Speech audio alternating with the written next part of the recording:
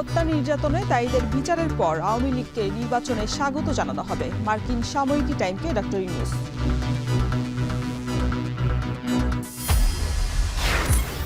গত ১৫ বছরে আয়ের চেয়ে খরচ বেড়েছে কয়েক গুণ। প্রভাব জনজীবনে অপরিকল্পিত উন্নয়নকে দায়ী করছেন অর্থনীতিবিদরা। যে সমস্ত ইনফ্রাস্ট্রাকচার বা ভৌত অবকাঠামোমূলক যে প্রজেক্টগুলো নেওয়া হয়েছে সেগুলোর সুফল আসলে দেশের সাধারণ মানুষের দোরগোড়ায় পৌঁছাতে পারছে না। ভোলায় সংরক্ষিত বনের গাছ কাটছে একটি চক্র, জ্বালানি হিসেবে ব্যবহার হচ্ছে ইট ভাটায়, কার্যকর ব্যবস্থা না নেওয়ার অভিযোগ। এবং ইউরোপে পাড়ি দিতে ক্যানারি দ্বীপপুঞ্জে অবৈধ অভিবাসীর ঢল বেশি যাচ্ছে আফ্রিকা এবং এশিয়া থেকে, ঠেকাতে হিমশিম স্পেন।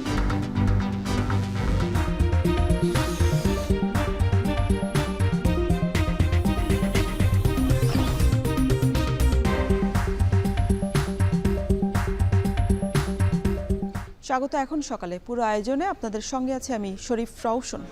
জুলাই গণঅভ্যুত্থানে হত্যা নির্যাতনের জন্য দায়ী ব্যক্তিদের বিচারের পর আওয়ামী লীগকে নির্বাচনে স্বাগত জানানো হবে। মার্কিন সাময়িকী টাইমকে কথা বলেছেন প্রধান উপদেষ্টা ডক্টর মোহাম্মদ ইউনূস। সবাই সুষ্ঠু বিচার পাবে বলেও উল্লেখ করেছেন তিনি। সাক্ষাৎকারে প্রধান উপদেষ্টা বলেন, যে কোনো দলের স্বাধীনভাবে নির্বাচনে অংশগ্রহণের সুযোগ রয়েছে। শেখ হাসিনার ভারতে অবস্থান এবং তার বক্তব্য নিয়ে ডক্টর ইউনূস বলেন, তিনি শুধু ভারতে আশ্রয় নেননি, বরং সরকারের বিরুদ্ধে অপপ্রচার চালাচ্ছেন, যা বাংলাদেশের জন্য বড় সমস্যার কারণ হয়ে দাঁড়িয়েছে। নবনির্বাচিত মার্কিন প্রেসিডেন্টের সঙ্গে সম্পর্ক কেমন হবে এমন প্রশ্নের উত্তরে প্রধান উপদেষ্টা জানান, ট্রাম্পের সঙ্গে ব্যবসায়িক সম্পর্ক স্থাপন করতে পারবেন বলে তিনি আত্মবিশ্বাসী। জানান, বাংলাদেশ সাহায্য চায় না, একজন ব্যবসায়িক অংশীদার চায়।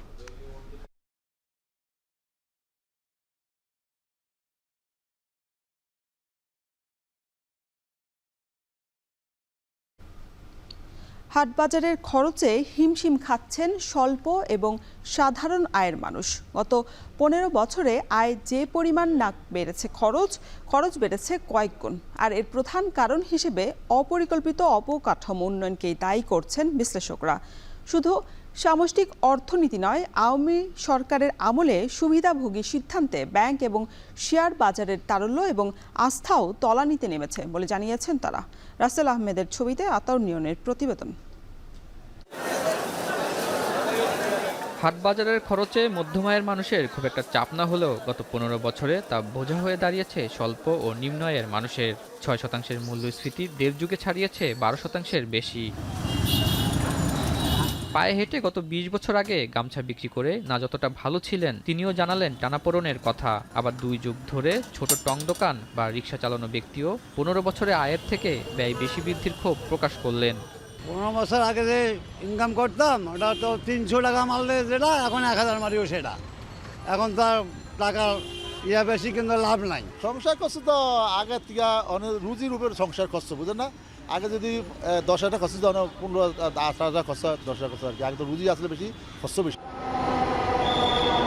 ভুল নীতিতে একের পর এক অবকাঠামো উন্নয়নে রাষ্ট্রের যতটা না আয় হওয়ার কথা, তার থেকে লোকসান গুনতে হচ্ছে কয়েক গুণ। মেট্রো রেল বা পদ্মা সেতুর মতো প্রয়োজনীয় প্রকল্প ইতিবাচক ভূমিকা রাখলেও মাথাপিছু ঋণের বোঝা বাড়িয়েছে কর্ণফুলী টানেল বা পদ্মার রেল সংযোগের মতো কর্মকাণ্ড। ফলে নাজুক অবস্থায় রয়েছে সামষ্টিক অর্থনীতি।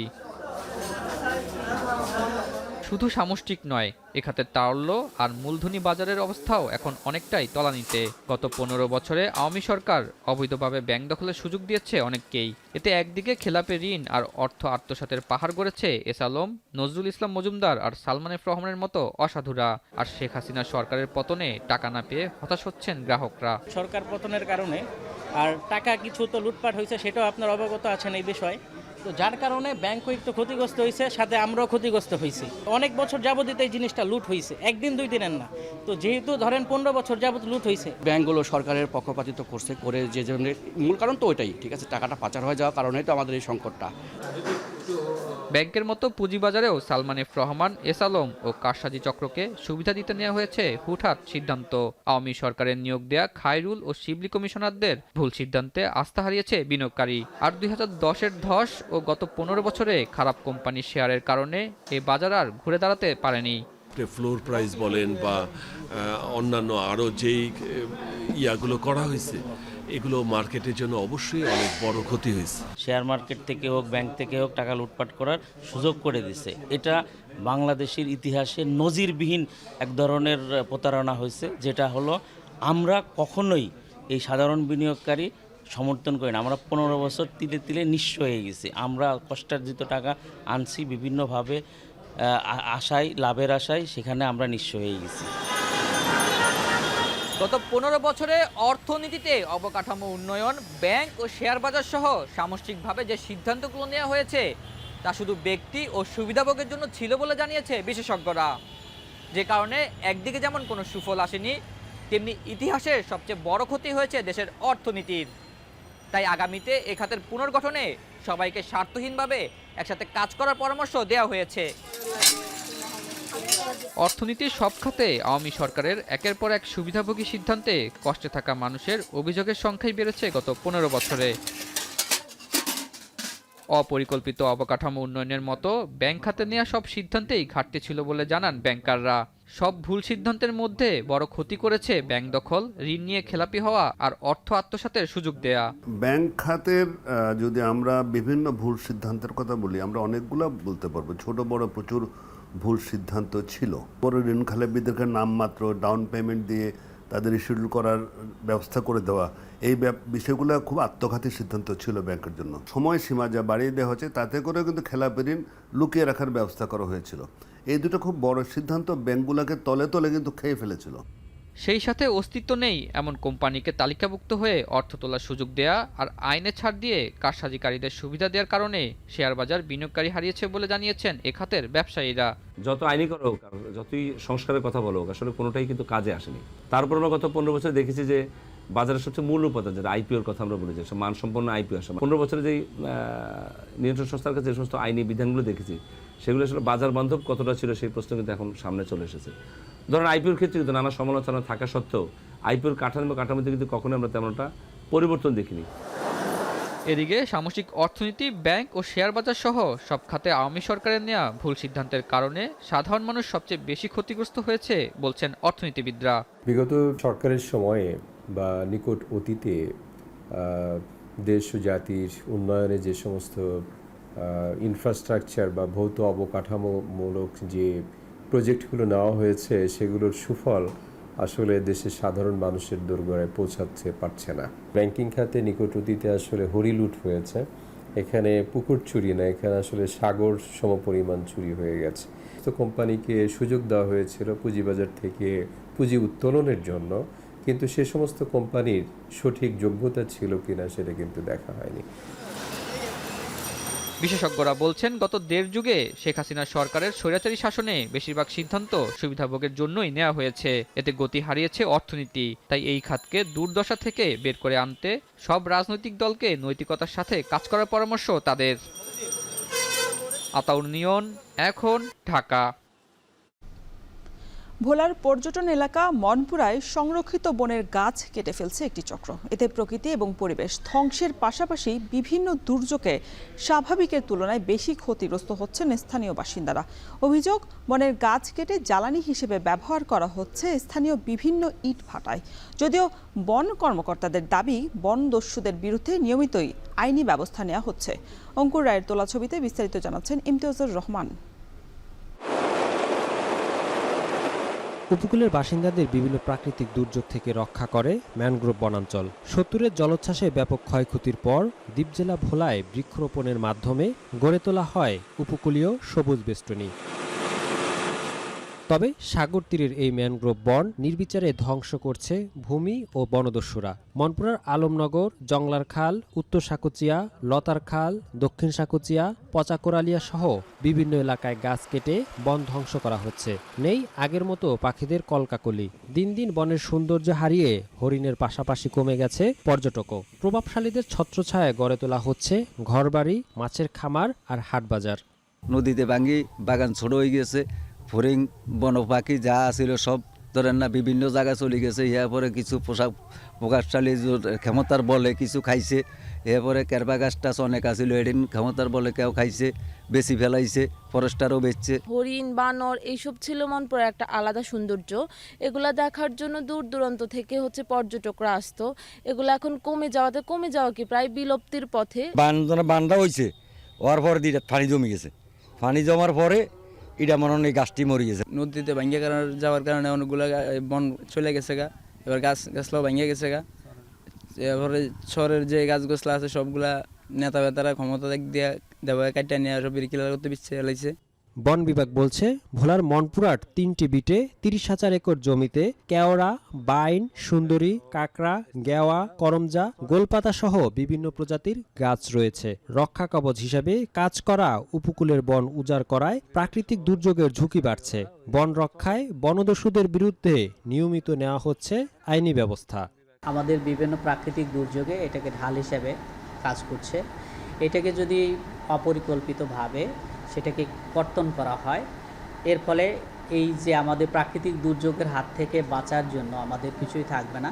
বনের ক্ষতি করে বা এনক্রোচমেন্ট করে গাছ কাটে তাদের বিরুদ্ধে সাথে সাথে আমরা মামলা দিয়েছি, এবং কোনো জায়গায় বন নিধন হয়েছে অথচ মামলা হয় নাই বা কোনো অ্যাকশন নেওয়া হয় নাই, আইনগত অ্যাকশন সেরকম জায়গা নাই। প্রত্যেকটা জায়গার এগেনস্টেই মামলা নেওয়া হয়েছে, এবং আমরা যেগুলো বন ক্ষতি হয়েছে সেগুলোকে আমরা আবার পুনর্স্থাপন করছি বনের। জেলায় বন বিভাগের নিয়ন্ত্রিত বনভূমি রয়েছে 1,48,646.18 একর। এর মধ্যে সংরক্ষিত বনায়ন রয়েছে 73,421.78 একর। আর সাগর তীরের মনপুরা রেঞ্জের আওতায় 30,120 একর বন রয়েছে। আর বনদস্যুদের কবল থেকে এসব বন রক্ষায় বন বিভাগের 14টি বিট ও 12টি কেন্দ্র রয়েছে। ইমতিয়াজুর রহমান, এখন ভোলা। হেমন্ত ঋতু গ্রাম এবং শহরে নিয়ে আসে আলাদা আলাদা স্বপ্ন। প্রকৃতির কোলে সোনালী ধানের ঘ্রাণ, শিশিরে ভেজা সকাল আর রঙিন ফুলের সৌন্দর্যে ভরে ওঠে দিগন্ত জোড়া মাঠ। কৃষকের ঘরে আসে তৃপ্তি, ঋণ শোধের স্বস্তি, সন্তানের বায়না পূরণের আনন্দ। অন্যদিকে শহরের হেমন্তে জেগে ওঠে শুভ্রতা এবং শীতল বাতাসের আবেশ। এই ঋতু প্রাচীন অর্থনীতি আর সাংস্কৃতিক ঐতিহ্যের এক সেতু বন্ধন। জাকির হাসানের ছবিতে শাহাদাত অব্রের প্রতিবেদনে থাকছে বিস্তারিত।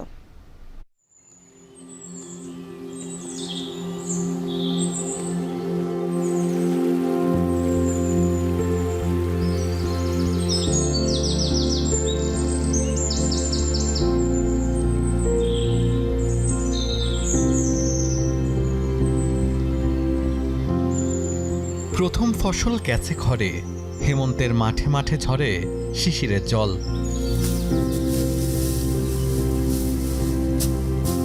জল আর মাটি যে ফসলকে পরিপক্ক করে তুলেছে, সেই পাকা ফসল এখন তোলার পালা। কাজ চলছে ভোর থেকেই। শীতের সেই শিশির টের পাওয়া যায় কৃষকের আঙিনায়। তবু আড়মোড়া ভেঙে যারা এসেছে মাঠে, তাদের মনে আনন্দের কমতি নেই। কারণ এ যে হেমন্ত, উঠবে নতুন ফসল আর মিটবে ঋণ। আমাদের শহরগুলোতে হেমন্ত আসে বিভিন্ন ধরনের স্বপ্ন নিয়ে। যেমনি গ্রামে এই হেমন্ত আসে কিশোরীর নতুন জামা হয়ে, কিংবা নতুন বইটা হয়ে।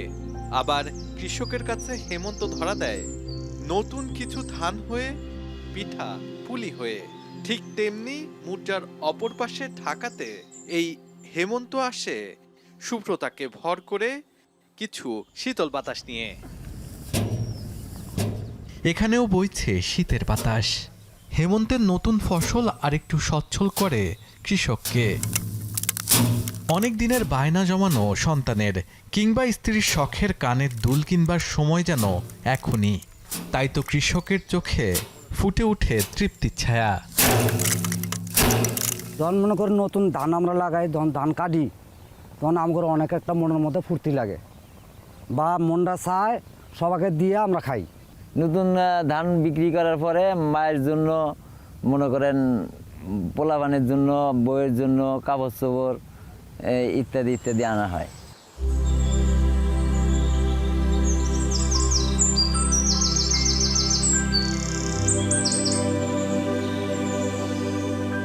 দিগন্তচোরা মাঠে ভেসে আসে কিষানির সুর। কুমড়ো শাকের ক্ষেতের দায়িত্বটা যেন তার। সকালের রান্না শেষে সেও আসে মাঠে। 3.5 লক্ষ টাকা লাউ শাক বেচি, আল্লাহ দিলে অনেক 2.5 লক্ষ টাকা লাভ হয়েছে। গৃহস্থের ধান পাইছি 2 লক্ষ টাকা, আল্লাহ দিলে অনেক আবার ধান খেতে করে আলু খেতে করছি। অন্যদিকে যারা ফসল ঘরে তুলেছে তাদের ঘরে এখন উৎসবের আমেজ। পিঠাপুলি আর মিষ্টি মুখের ধুম লেগেছে। চাল বাটার শব্দ আর পিঠার মিষ্টি ঘ্রাণে ভরে উঠেছে উঠান। আমন ধানের পিঠে স্বাদ বেশি, ইরি ধানের পিঠে স্বাদ লাগে না, বানানো ভালো হয় না। এনে কলে বাঙ্গাইয়ে খায়, আর আগে ঢেইতে পারাই ভেঙে বানাই খাওয়াইছে। হেমন্ত আর কৃষকের সম্পর্ক যেন পৃথিবীর মতোই প্রাচীন। আধুনিক জীবনে হেমন্তের অবদান অনেকাংশই ফিকে হলেও কৃষকের সন্তান এখনও এই ঋতুর অপেক্ষায় দিন গুনে। নতুন ধান লাগিয়েছে, সেই ধানটা কবে উঠবে, কৃষানি থেকে শুরু করে একজন কৃষকের ছেলে মেয়ে, তার পাড়া প্রতিবেশী, তার যারা হচ্ছে পাওনাদার দেনাদার, সবাই কিন্তু প্রহর গুনত যে এই নতুন ধান কবে উঠবে।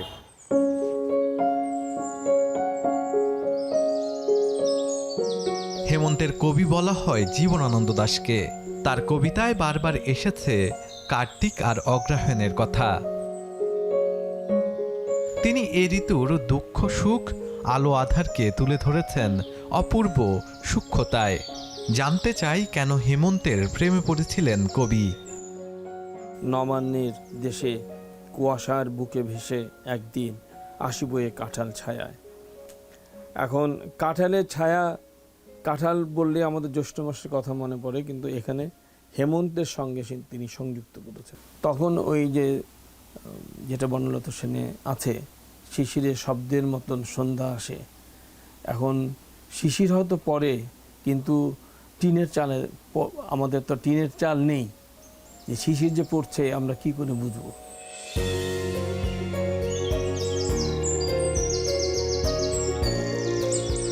সমস্ত দিনের শেষে শিশিরের শব্দের মতন সন্ধ্যা আসে। ডানার রৌদ্রে গন্ধ মুছে ফেলে চিল। পৃথিবীর সব রং নিভে গেলে পাণ্ডুলিপি করে আয়োজন। তখন গল্পের তরে জোনাকির রঙে ঝিলমিল। শাহাদাত আফরোজ, এখন, ঢাকা। এদিকে উত্তরের জেলা পঞ্চগড়ে বাড়ছে শীতের তীব্রতা। তাপমাত্রা নেমে এসেছে 14 ডিগ্রি সেলসিয়াসে। এই বিষয়ে আরও বিস্তারিত জানাতে সেখান থেকে যুক্ত হচ্ছেন সহকর্মী লুৎফর রহমান। লুৎফর, বেলা বাড়লেও জেলার শীত কেমন থাকছে বিস্তারিত জানাবেন। রওশন, উত্তরের জেলা পঞ্চগড় হিমালয়ের কাছে থাকা বরাবরই কিন্তু এই জেলায় শীত একটু আগে আসে। এবারও আমরা দেখেছি হেমন্তের শুরু থেকেই কিন্তু শীতের যে আবহাওয়া সেটি তৈরি হয়েছে, এবং দিন যতই সামনে এগোচ্ছে আমাদের শীতের তীব্রতা কিন্তু ততই বাড়ছে। আর আরেকটি বিষয় হলো, আমরা দেখেছি যে যখনই শীত আসে তখনই কিন্তু দেশের সর্বনিম্ন তাপমাত্রা বিরাজ করে উত্তরের এই জেলায়।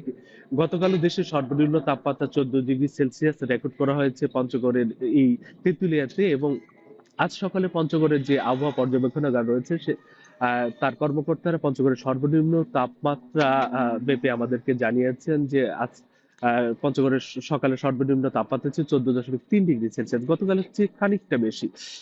আর এই যে শীত চলছে, এটি কিন্তু এই শীতে কিন্তু পঞ্চগড়ের মানুষজন কিন্তু চলাফেরা করতে অভ্যস্ত বর্তমানে যে শীতটি চলছে। এবং আমরা দেখেছি যে কখনো ঘন কুয়াশা থাকছে সকাল 7টা-8টা পর্যন্ত, কখনো হালকা কুয়াশা, এরকমই কিন্তু শীতটা বিরাজ করছে। এবং সন্ধ্যা নামার সাথে সাথে শীতের তীব্রতা শুরু হচ্ছে, এবং শীতের যে আমেজ সেটি থাকছে সকাল 7টা-8টা পর্যন্ত। তারপরে কিন্তু বেলা বাড়ার সাথে সাথেই আবারও সূর্যের যে তাপ, সেটি কড়া তাপ, এবং অন্যান্য সাধারণ দিনের মতোই কিন্তু তাপমাত্রা থাকছে। আর শীতের এই যে আবহাওয়া পরিবর্তন জনিত কারণে পঞ্চগড়ে যে সকল হাসপাতালগুলো রয়েছে সেখানে আমরা দেখেছি যে দুর্ভোগটি বাড়ছে, যে শীতজনিত রোগে আক্রান্ত রোগীর সংখ্যা বাড়ছে। বিশেষ করে শিশু এবং বৃদ্ধ যারা আছেন তারা কিন্তু শীতজনিত রোগে আক্রান্ত হয়ে হাসপাতালগুলোতে ভর্তি হচ্ছেন। এবং আমরা দেখেছি যে শীতের এই সময়টিতে আসলে প্রচুর শাকসবজি আবাদ হয়, এবং পঞ্চগড়ের বিস্তীর্ণ যে এলাকা রয়েছে, কৃষি যে এলাকা, বিশেষ করে উঁচু জমি, সেখানেও কিন্তু প্রচুর শাকসবজি আবাদ হয়েছে। আরেকটি বিষয় জানিয়ে রাখি যে পঞ্চগড়ের এই হালকা শীত উপভোগ করতে কিন্তু দেশের বিভিন্ন জায়গা থেকে মানুষজন কিন্তু প্রকৃতি, বিশেষ করে প্রকৃতি প্রেমীরা শীত উপভোগ করবার জন্য এই সময়টিকে বেছে নেন এবং তারা কিন্তু পঞ্চগড়ের শুরুতে আছেন। পঞ্চগড়ের বিভিন্ন পর্যটন কেন্দ্রগুলো এই সময়ে আসলে জমজমাট হয়ে ওঠে এবং পঞ্চগড় যে ব্যবসা বাণিজ্য সেটি কিন্তু বেশ জমজমাট হয়ে ওঠে। আর আজ এই মুহূর্তে আসলে বেলা দেখা গেছে এবং তাপমাত্রা কিন্তু ক্রমান্বয়ে বাড়ছে। তো রওশন, এই ছিল আমার কাছে পঞ্চগড় থেকে শীতের সার্বিক পরিস্থিতি। শীতের তীব্রতা জানাতে পঞ্চগড় থেকে যুক্ত ছিলেন সহকর্মী লুৎফর রহমান। নওগাঁয় পাইকারি বাজারে সরবরাহ স্বাভাবিক থাকার পরও সবজির দাম বেশ চড়া। সবচেয়ে বেশি দামে বিক্রি হচ্ছে শিম।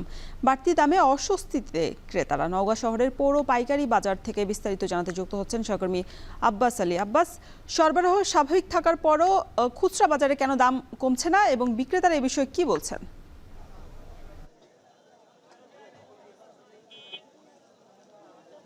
রওশন, আপনি জানেন যে শস্য ভাণ্ডার খাতে উত্তরের জেলা নওগাঁ বেশ কিছুদিন থেকে জেলায় শীতের আমেজ বইতে শুরু করেছে। আর শীতকালীন বিভিন্ন যেই শাকসবজি রয়েছে সেগুলো মাঠগুলোতে চাষ হচ্ছে। আর এইসব শাকসবজি কৃষকদের হাত ধরে এখন হাট বাজারগুলোতে পাওয়া যাচ্ছে। যেহেতু শাকসবজির উৎপাদন হচ্ছে এবং ফলনও বেশ ভালো হচ্ছে এবং হাট বাজারগুলোতে সরবরাহ মোটামুটি আমরা লক্ষ্য করেছি। আসলে সরবরাহ থাকার পরও দাম বেশ চড়াই মনে হচ্ছে। আমরা যেমনটি দেখেছি যে আর এই পাইকারি বাজারে যদি সবজির দাম বেশি হয়ে থাকে এর প্রভাব পড়ে খুচরা বাজারে, অর্থাৎ বেশ চড়া দামে বিক্রি হচ্ছে এবং যারা খুচরা ক্রেতা রয়েছে তারা অনেকটা অস্বস্তির মধ্যে পড়েছে এই চড়া দামের কারণে। আমি এখন অবস্থান করছি নওগাঁ পৌর পাইকারি বাজারে। এখানকার কথা যদি বলি যে আশপাশের বিভিন্ন এলাকার কৃষকরা তাদের উৎপাদিত সবজি সেই ভোরের আলো ফোটার পর থেকে এখানে নিয়ে আসছেন। আসলে 40 টাকা কেজির নিচে পাইকারি বাজারে কোনো সবজি মিলছে না। এখানে যদি আজকের সবজির দামের কথা বলি, এখানে সবচেয়ে বেশি দামের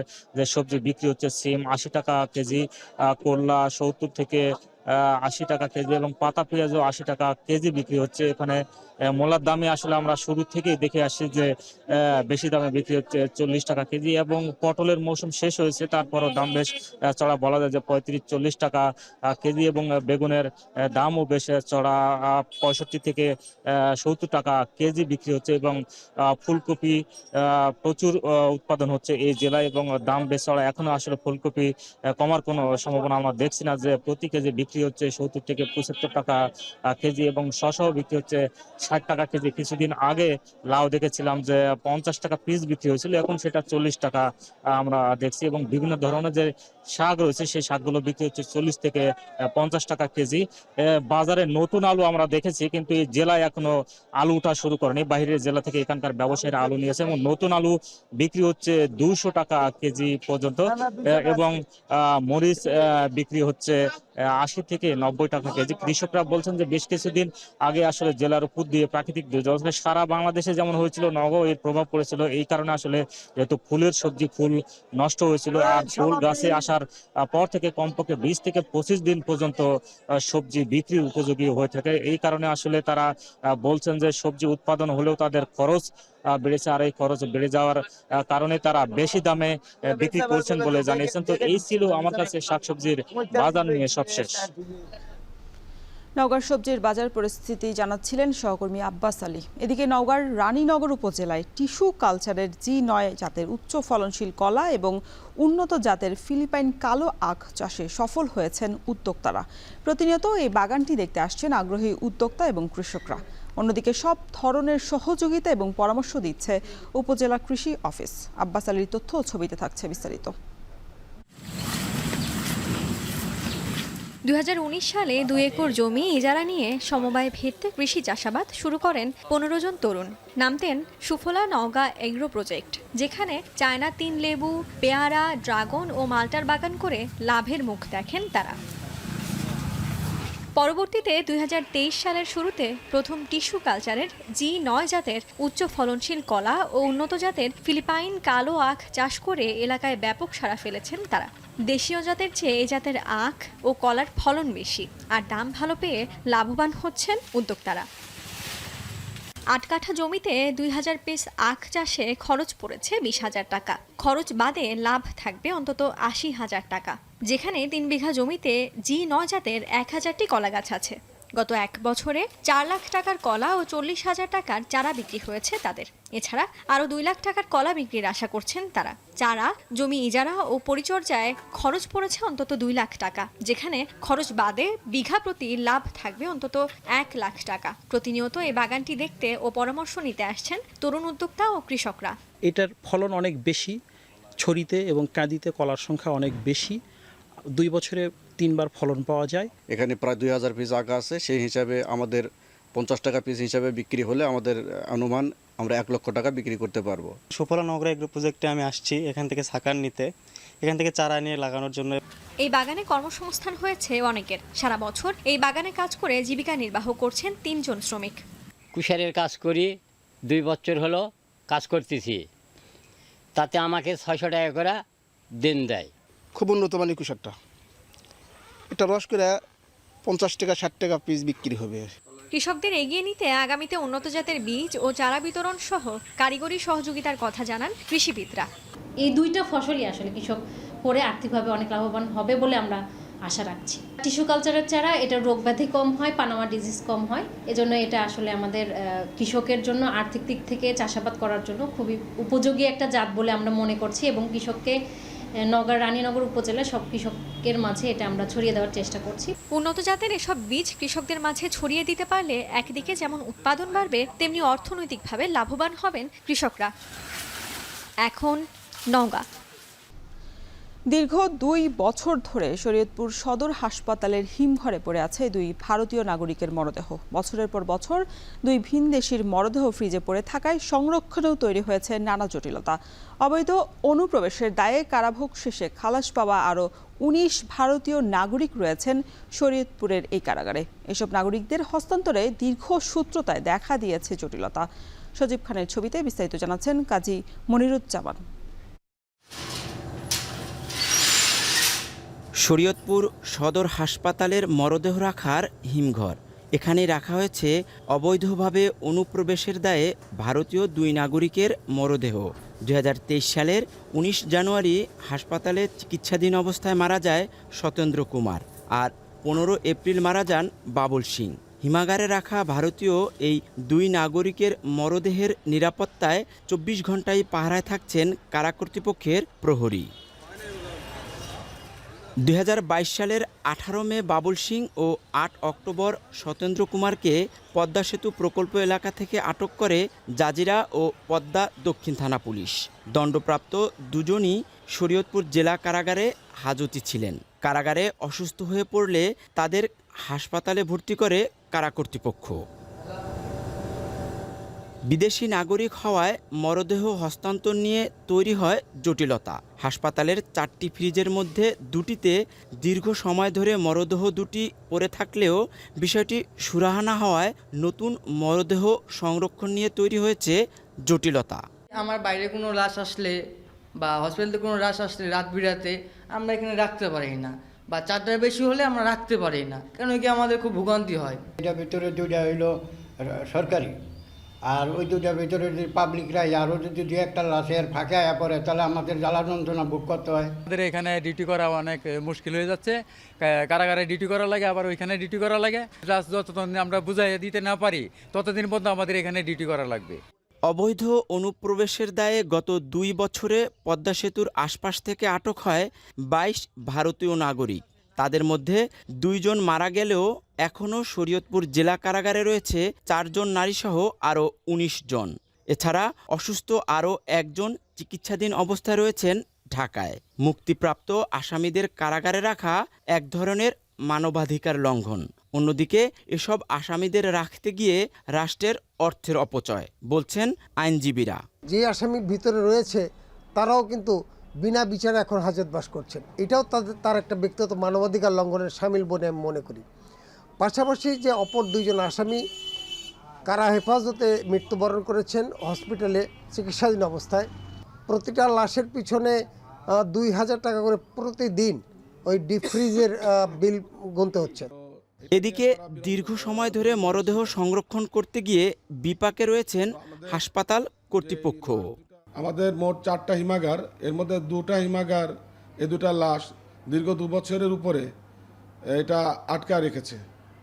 যার কারণে নতুন যে লাশগুলি আসছে এগুলি আমরা সংরক্ষণ করতে বিড়ম্বনায় পড়ি। সরকারের প্রতি আমাদের অনুরোধ যেন এই লাশগুলি ভারতে নেওয়ার ব্যবস্থা করলে আমাদের জন্য অনেক সুবিধা হয়। কারা কর্তৃপক্ষ বলছে মরদেহের সংরক্ষণ সরকারের আর্থিক ব্যয়, আর খালাসপ্রাপ্ত আসামিদের বছরের পর বছর কারাগারে রাখা জটিলতা। এ বিষয়ে কর্তৃপক্ষের নজরে আনতে লিখিতভাবে জানানো হয়েছে। এদের তো সাজা ভোগ শেষ, এখন সুনির্দিষ্ট তথ্য পেলেই তবে আমরা এদেরকে ছাড়তে পারবো। বর্তমানে যারা আছে তাদের প্রত্যাবর্তনের জন্য আমরা এটার জন্য চিঠি লিখেছি এবং এটা আমরা হালনাগাদ যে তথ্য প্রেরণ করা হয় সেটাও আমরা দিচ্ছি, কিন্তু এখন পর্যন্ত কোনো আসে নাই আমাদের কাছে। 2 বিদেশি নাগরিকের মরদেহ সংরক্ষণ করতে এ পর্যন্ত খরচ প্রায় 23 লাখ টাকা, যার মধ্যে 9,70,000 টাকা পরিশোধ করেছে কারা কর্তৃপক্ষ। কাজী মনিরুজ্জামান, এখন শরীয়তপুর। প্রযুক্তির হাওয়া লেগেছে ময়মনসিংহের ত্রিশালের মৎস্য চাষে। এআই প্রযুক্তি এবং সেন্সর ভিত্তিক আধুনিক ডিভাইস ব্যবহার করে এই চাষে মিলেছে সফলতা। এআই প্রযুক্তি এবং ভার্টিক্যাল এক্সপানশন পদ্ধতির সমন্বিত ব্যবহারে মাছ চাষে উৎপাদন বেড়েছে সাধারণের চেয়ে 5 থেকে 6 গুণ। খরচও কমেছে 30 থেকে 35 ভাগ। এই পদ্ধতি ছড়িয়ে দিতে কাজ করছে ত্রিশাল উপজেলা প্রশাসন এবং মৎস্য বিভাগ। হারুনুর রশিদের প্রতিবেদনে ছবি তুলেছেন সাইম আকন্দ। দেশের সবচেয়ে বেশি মাছ উৎপাদন হয় ময়মনসিংহে। মোট উৎপাদনের 12 ভাগ মাছ আসে এ জেলা থেকে, আর শুধু পাঙ্গাস বিবেচনা করলে মোট উৎপাদনের অর্ধেকের বেশি উৎপাদন হয় এই জেলায়। বর্তমানে প্রায় সব ক্ষেত্রেই ব্যবহৃত হচ্ছে আধুনিক প্রযুক্তি। মৎস্যশিল্পই বা বাদ থাকবে কেন? এবার কৃত্রিম বুদ্ধিমত্তা বা এআই প্রযুক্তি ব্যবহার হচ্ছে মাছ চাষে। ময়মনসিংহের ত্রিশাল উপজেলা প্রশাসনের উদ্যোগে পরীক্ষামূলকভাবে ত্রিশালের আহমদাবাদ গ্রামের একটি সরকারি পুকুরে নতুন এই পদ্ধতিতে চাষ করা হয় পাঙ্গাস মাছ। পুকুর পাড়ের চারপাশে রাখা আছে খাবার ছিটানোর 4টি যন্ত্র। অক্সিজেন সাপ্লাই বাড়ানোর জন্য পানির নিচে ও উপরে স্থাপন করা হয়েছে 8 ধরনের 8টি এয়ারেটর এবং সেন্সর। এর সবই পরিচালনা করে কৃত্রিম বুদ্ধিমত্তা বা এআই প্রযুক্তি। প্রয়োজন অনুসারে স্বয়ংক্রিয়ভাবে চালু হচ্ছে যন্ত্রগুলো। এই পদ্ধতিতে কৃত্রিম বুদ্ধিমত্তা ভিত্তিক অ্যাকোয়াকালচার 4.0 প্রযুক্তির অটোমেশন ডিভাইস এবং ভার্টিক্যাল এক্সপানশন প্রযুক্তির সমন্বিত ব্যবহারে পুকুরের সামগ্রিক জলমান ওয়েব ও মোবাইল অ্যাপ্লিকেশনের মাধ্যমে পর্যবেক্ষণ করা হয়। এটা ব্যবহারের ফলে যেটা হয় যে আমাদের ম্যানুয়াল যে লেবার, কায়িক যে শ্রমিক, সেটার পরিমাণ কমে যায়। আর দ্বিতীয় যে বিষয়টা হয়, আমাদের বিদ্যুতের যে ব্যবহার, এআই যোগ করার ফলে বিদ্যুতের ব্যবহারটা আমার অনেক কমে যায় আমাদের। বিশ্বাস এগ্রো ফিশারিজ নামের একটি প্রতিষ্ঠান উপজেলা প্রশাসনের প্রযুক্তিগত সহায়তায় ওই পুকুরে মাছ চাষ করেছে। এই পদ্ধতিতে বেড়েছে উৎপাদন, কমেছে খরচ, পাশাপাশি নেই রোগবালাইয়ের প্রকোপ। যেখানে আমরা নর্মালি 150 কেজি থেকে 250 কেজি আমরা উৎপাদন পেয়ে থাকি, আর এখানে আমাদের কালচার ডিউরেশন ছিল 7 মাস। এই 7 মাসের মধ্যে যে পরিমাণ আমরা উৎপাদন পেয়ে গেছি, আমার মনে হয় বাংলাদেশে এই প্রথম আমরা এত বেশি উৎপাদন করতে পেরেছি। যে নর্মাল যে প্রক্রিয়াতে যারা করে থাকেন তারা ম্যাক্সিমাম ক্ষেত্রে রোগ ব্যাধিটা ফেস করেন, তো সেই ক্ষেত্রে তাদের একটা কস্টিংয়ের একটা বিষয় চলে আসে। আর এই পদ্ধতিতে রোগ ব্যাধির আমরা এখানে এখনও কোনো কিছু পাইনি। অল্প জমিতে অধিক মাছ চাষ করে উৎপাদন বাড়ানোর লক্ষ্যে আধুনিক পদ্ধতির ব্যবহার, বলছেন ত্রিশাল উপজেলা নির্বাহী কর্মকর্তা। উপজেলার প্রতিটি ইউনিয়ন ও পৌরসভায় এই পদ্ধতিতে মাছ চাষ ছড়িয়ে দিতে কাজ চলছে বলে জানান তিনি। আমরা উপজেলা পরিষদ থেকে একটি সিদ্ধান্ত নিয়েছি মিটিংয়ে যে এটাকে সম্প্রসারণ করব। কৃষক অর্থাৎ চাষি পর্যায়ে সচেতনতা করা এবং একই সাথে প্রত্যেকটি ইউনিয়নে আমরা একটি করে সফল যারা চাষি আছে তাদেরকে নির্বাচন করে পুকুরে তার বাস্তবায়ন করব। 1 একর জমির একটি পুকুরে এই প্রযুক্তি ব্যবহারে সেন্সর ও অন্যান্য প্রযুক্তিগত সামগ্রী ক্রয় ও ইনস্টলমেন্টে খরচ হবে সর্বোচ্চ 5 লাখ টাকা। হারুনুর রশিদ, এখন ময়মনসিংহ। এবার দেশের বাইরের খবর। সৌদি আরবের আল খারিজ এলাকায় শীতকালীন শাকসবজি চাষাবাদ করে সফল কৃষি উদ্যোক্তা বনে গেছেন অনেক প্রবাসী বাংলাদেশি। মাসে এক জনের লাভ থাকছে 5 থেকে 10 লাখ টাকা। পাশাপাশি বাণিজ্যিকভাবে পালন করা হচ্ছে ছাগল, ভেড়া এবং দুম্বাও। মোহাম্মদ জাহাঙ্গীর আলম হৃদয়ের পাঠানো তথ্য, ছবিতে থাকছে বিস্তারিত। বাংলাদেশি প্রবাসীদের হাতের ছোঁয়ায় সৌদি আরবের পাহাড়ঘেরা মরুর বুকে এই সবুজ উদ্যান। গাছে গাছে ঝুলছে টমেটো, কাঁচামরিচ, লাউ, মূলাসহ শীতকালীন সবজি। রাজধানী রিয়াদ থেকে প্রায় 200 কিলোমিটার দূরের আল খারিজ এলাকায় এসব ফসলের ফলন হয়েছে প্রবাসী বাংলাদেশিদের হাতেই। গ্রিন হাউসের পাশাপাশি খোলা মাঠেও হচ্ছে বাণিজ্যিক চাষাবাদ। এখানকার শাকসবজি হোটেল রেস্তোরাঁয় সরবরাহ করা ছাড়াও খুচরা বাজারে বিক্রি হচ্ছে। অনেকে আবার পরিবারসহ ঘুরতে এসে নিয়ে যাচ্ছেন চাহিদা মতো শাকসবজি। তাজা শাকসবজি কেনার জন্য আমরা এখানে পরিবার পরিজন নিয়ে এসেছি, যাতে করে দেশীয় স্বাদ পেতে পারি। আমরা প্রায় সময় এসে এখান থেকে টাটকা শাকসবজি কিনে নিয়ে যাই। এখানে সস্তায় অনেক কিছুই পাওয়া যায়। অনেক বাংলাদেশিরা এখান থেকে নিয়ে রিয়াদ শহরে নিয়ে ব্যবসা বাণিজ্য করতেছেন।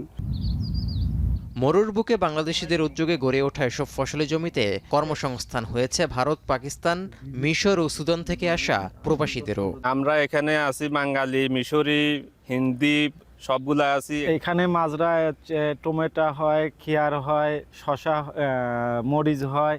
সৌদি আরবের নাগরিকদের কাছ থেকে এসব জায়গা লিজ নিয়ে শীতকালীন শাকসবজি আবাদের পাশাপাশি বাণিজ্যিকভাবে লালন পালন করা হচ্ছে ছাগল, ভেড়া ও দুম্বাও। প্রতি মাসে বাংলাদেশি মুদ্রায় 5 থেকে 10 লাখ টাকা লাভ হচ্ছে বিদেশের মাটিতে কৃষি উদ্যোক্তা বনে যাওয়া এক একজন বাংলাদেশির।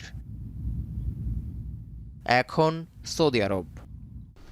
ইউরোপের বিভিন্ন দেশে পাড়ি দিতে স্পেনের ক্যানারি দ্বীপপুঞ্জকেই নিরাপদ ট্রানজিট পয়েন্ট হিসেবে বেছে নিচ্ছেন আফ্রিকা এবং এশিয়ার অবৈধ অভিবাসীরা। এই অবস্থায় গত বছরের তুলনায় চলতি বছর ক্যানারি দ্বীপপুঞ্জে অবৈধ অভিবাসীর ঢল বেড়েছে 23% বেশি।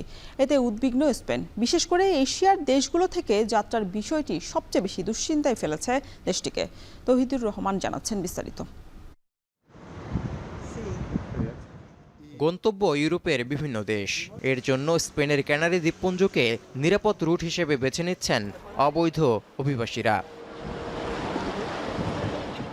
জীবনের ঝুঁকি নিয়ে ছোট নৌযানে করে সাগরপথের এই যাত্রা কয়েক গুণ বেড়েছে বলে জানিয়েছে ইউরোপীয় ইউনিয়নের অনিয়মিত অভিবাসন নিয়ন্ত্রণ সংস্থা ফ্রন্টেক্স। চলতি বছরের শুরু থেকে 15 নভেম্বর পর্যন্ত প্রায় 40,000 অবৈধ অভিবাসীকে তালিকাভুক্ত করার কথা জানিয়েছে স্পেনের স্বরাষ্ট্র মন্ত্রণালয়, যা গত বছরের একই সময়ের চেয়ে 23% বেশি। ক্যানারিতে পাড়ি দেয়া বেশিরভাগই আফ্রিকার দেশ মালির। সংঘাতময় পরিস্থিতিতে নিজ দেশে মৃত্যুর আতঙ্কের তুলনায় সমুদ্রপথের এই যাত্রায় ভয় পাওয়ার কোনো কারণ নেই বলে দাবি মালি থেকে যাত্রা করা অভিবাসীদের।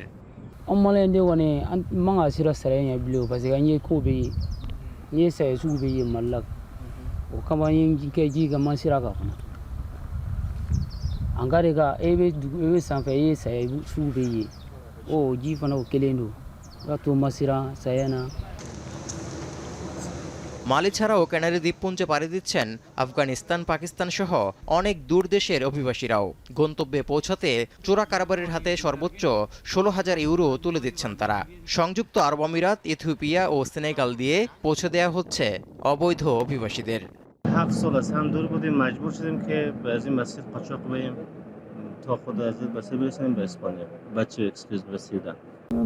Pakistan, his life is very hard, and just coming here to we're living in Barcelona. 2024 সালে ক্যানারি দ্বীপপুঞ্জে অবৈধ অভিবাসীদের যাত্রা বাড়ায় স্পেনের জন্য উদ্বেগের কারণ হয়ে দাঁড়িয়েছে।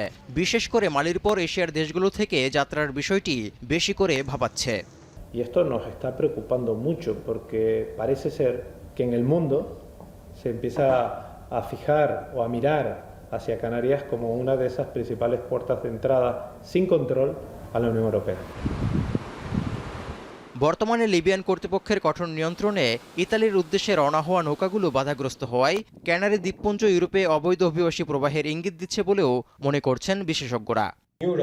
Europe has changed over the past year, as it has been changing in recent years depending on the degree of externalization. Canary দ্বীপপুঞ্জে পৌঁছানোর চেষ্টায় সমুদ্রে নৌযান ডুবির ঘটনায় 2024 সালে এখন পর্যন্ত কমপক্ষে 800 অভিবাসী মারা গেছেন। তৌহিদুর রহমান, এখন বিশ্ব। এবার খেলার খবর। আফগানিস্তানের বিপক্ষে ওয়ানডে সিরিজ শেষ হতেই নতুন মিশনে বাংলাদেশ। এবার লক্ষ্য ক্যারিবীয় দ্বীপপুঞ্জ। সেখানে ওয়েস্ট ইন্ডিজের বিপক্ষে পূর্ণাঙ্গ সিরিজ খেলবে টাইগাররা। সাদা পোশাক দিয়েই সফর শুরু করছে ফিল সিমন্সের শিষ্যরা। বাংলাদেশ সময় অ্যান্টিগায় প্রথম ম্যাচটি শুরু হবে রাত ৮টায়। বিস্তারিত প্রতিবেদনে। হারের বৃত্তে ঘুরপাক খেতে থাকা বাংলাদেশ দলের দরজায় কড়া নাড়ছে ওয়েস্ট ইন্ডিজের বিপক্ষে টেস্ট সিরিজ।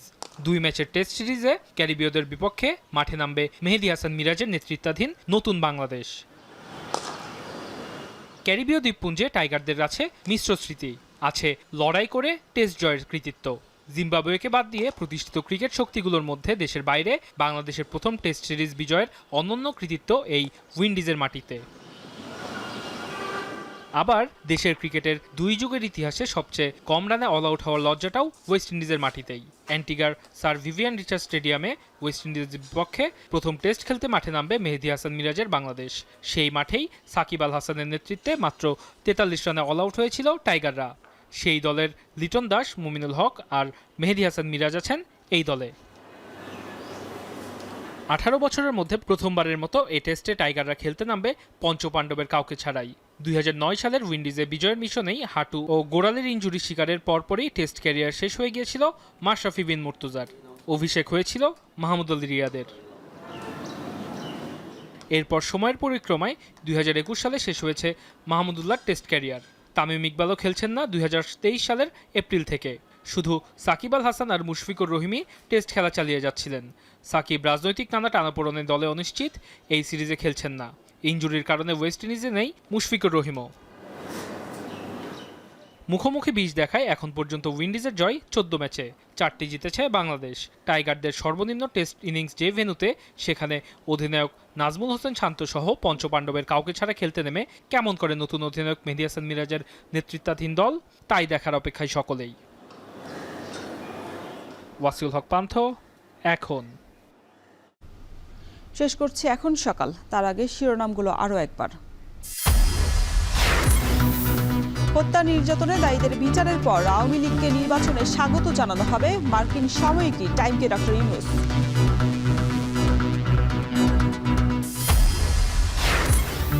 গত 15 বছরে আয়ের চেয়ে খরচ বেড়েছে কয়েক গুণ, প্রভাব জনজীবনে। অপরিকল্পিত উন্নয়নকে দায়ী করছেন অর্থনীতিবিদরা।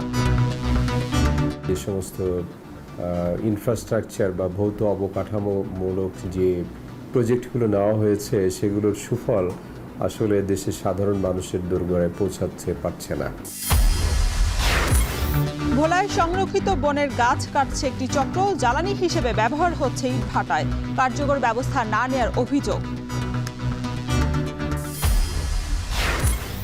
এবং ইউরোপে পাড়ি দিতে ক্যানারি দ্বীপপুঞ্জে অবৈধ অভিবাসীর ঢল, বেশি যাচ্ছে আফ্রিকা এবং এশিয়া থেকে, ঠেকাতে হিমশিম স্পেন।